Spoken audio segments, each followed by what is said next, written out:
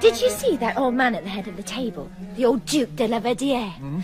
They say he was once the lover of Marie Antoinette. Emma is dressing herself at the ball with the painstaking care of an actress making her debut. She wears a dress of pale saffron silk. Her hair shines with a blue luster and it bells gently out over her ears.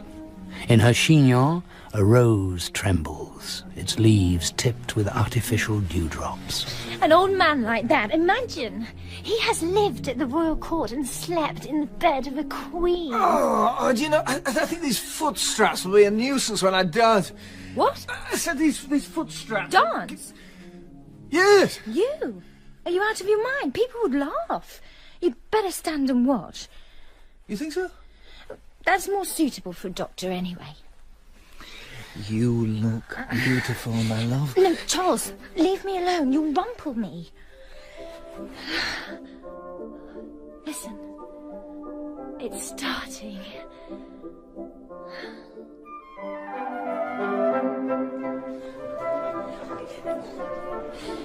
I'll sit here and watch the dancing. You stand behind me. That's what the other men are doing. Oh, I feel rather nervous. I don't look it, do I?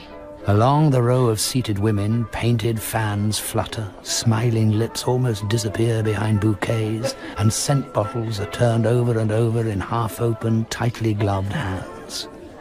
Medallions quiver at necklines, glitter on breasts, and every coiffure holds a garland of flowers. A viscount approaches through the crowd. Madame, may I have the honor? Oh, yes, of course, sir. He holds out his hand. Emma glides forward on his arm, her nervousness gone, and they dance away together, swaying to the rhythm of the music. The night moves on. The ballroom is stifling now, and the lamps are growing dim. A servant climbs onto a chair and breaks a couple of panes.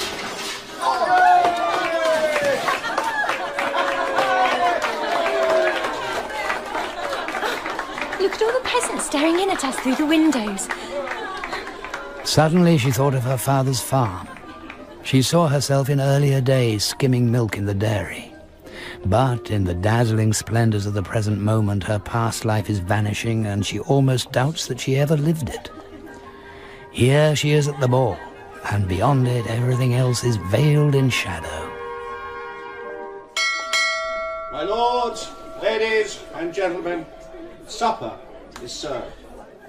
Spanish and Rhine wines, shellfish bisques and almond milk soups, Trafalgar puddings and a variety of cold meats set in aspic that quiver on the plate. Oh, I couldn't eat another thing. Why don't you go into the gaming room and sit down, Charles? And leave you all alone and unprotected? Nothing can happen to me here. At 3 in the morning, the waltzing begins. Madame Bovary, may I once again have the honor? But I cannot waltz if I can. It's not difficult. If I lead you like this, you'll manage perfectly well. You see? Yes, I see. Turning, everything around them is turning. Lamps, furniture, walls, floor, like a disc on a spindle. And as they dance past the doors, the hem of Emma's dress gets caught on her partner's trousers. Their legs become entwined. He looks down at her. She looks up at him. And a great languor creeps over her. After the dance, he leads her back to her seat, and she leans against the wall and covers her eyes with her hands. And when I opened my eyes, there was a lady sitting on a stool, all on her own in the middle of the salon, with 3 men kneeling at her feet. She chose the Viscount, and they danced, round and around, on and on. Now there was a woman who knew how to waltz. Oh, you had a good time then. Oh, that's better. Oh, my feet are killing me. Why? You haven't been dancing. No, standing at the whist table for 3 hours. You didn't play? Couldn't make any sense out of the game. Aren't you going to get ready for bed, dearest? It's starting to rain. Just a little. It's quite warm. I think the dawn is just beginning over there. I wish... Oh, I wish... Au revoir. Oh, thank you so very much for inviting us. My dear Madame Bovary, Viscount, are you leaving this morning as well? I have to go to Paris. Au revoir, madame. Hop.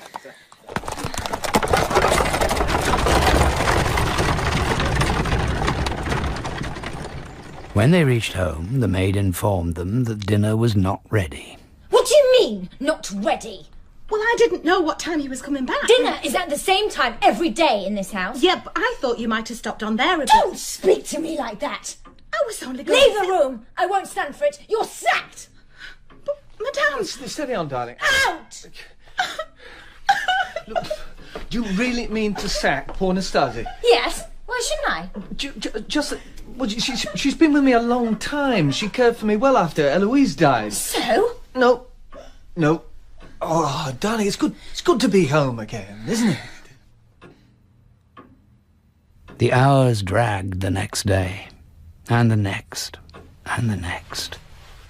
Emma stowed away in the chest of drawers her beautiful ball gown and her satin slippers, their soles yellowed by the beeswax on the dance floor.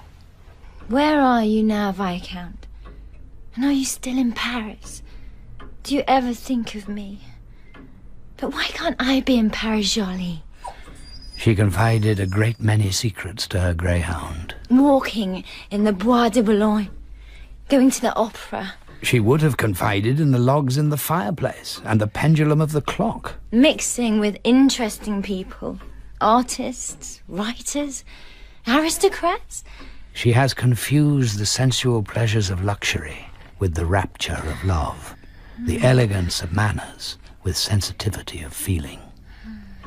She began subscribing to women's magazines, La Corbeille, Le Sylphe des Salons, showing the latest fashions in dress and interior design. She read the novels of Georges Sand and Eugène Sue and searched in them for vicarious gratification of her own secret desires. And everything in her immediate surroundings, the boring countryside, the stupid petty bourgeois, the mediocrity of life, seemed to her the exception. A freak accident that had befallen her alone. And it never changes. Another dawn, another day.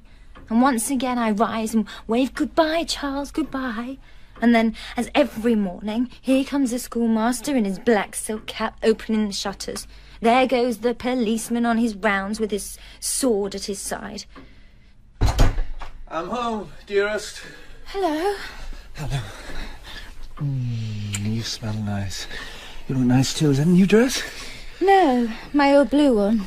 I just altered the flounce. It's more fashionable like this. You are such a clever little woman.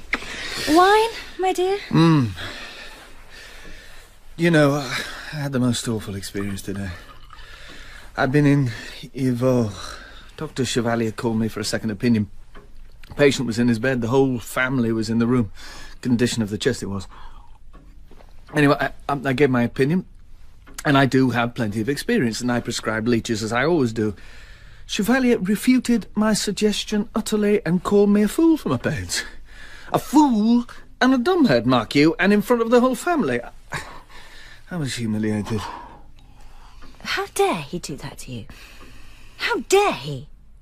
You are a respected doctor. You've practiced successfully for many years. Your patients trust you implicitly. What does he know anyway? He knows nothing. Why do you think he called you in the first place? My darling, you are so supportive. Come here, let me kiss you. No, I am very angry, very angry. You must stand up for yourself. No, I need air. What a pathetic creature he is. What a pathetic creature.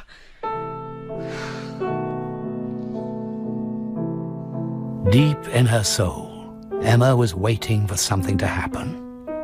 Each morning on waking, she expected it that day, and as each day ended, she felt sadder and longed for tomorrow.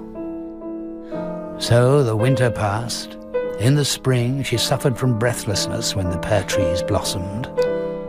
Do you think there will be another ball at La Vaubyessard this year? I've no idea, sweet. But the summer passed without letters or visits. And so did September and October. Oh, I can't bear it.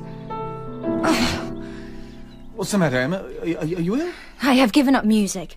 Why play when there is no one to listen? I am listening. Why practice? Why draw anymore? What's the point? Why sew tapestries? Why open a book ever again?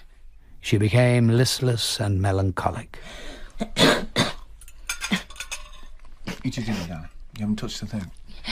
I'm not hungry. No.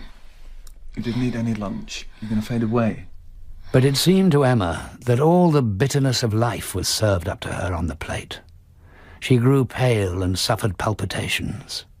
Charles gave her valerian and camphor baths, but everything he tried seemed to exacerbate her condition. Until... That's enough. You can't go on like this. I'm taking you to see the best doctor I know, Dr. Larivière. He'll know what to do. A nervous complaint. Most definitely nervous. Your wife should have a complete change of air. You should remove her from Tostes altogether and set up your practice elsewhere. Oh, I was just starting to do well in Tostes. I won't answer for the consequences if you don't take her away. And so they start making preparations to move. One afternoon, when Emma is dispiritedly turning out a deep cupboard, she pricks her finger on something, drawing blood. Ouch! What the... My wedding bouquet. All yellow with dust. Oh, well. And she throws it on the fire. It blazes up fiercely, looking like a little red bush on the embers, gradually consuming itself. Emma? The tiny pasteboard berries burst open.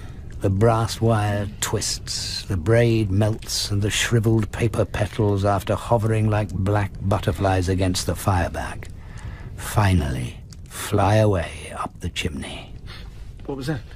Nothing of any importance. Listen, I think I've found somewhere for us. A place called Yonville-l'Abbaye, not too far from Rouen. Quite a fair-sized town, it seems. It says here, please write for further details, care of the local pharmacist, a Monsieur Homais.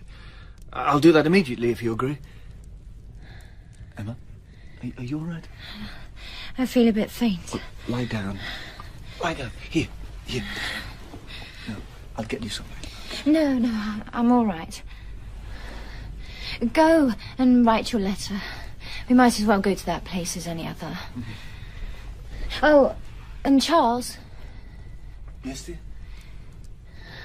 I think I might be pregnant.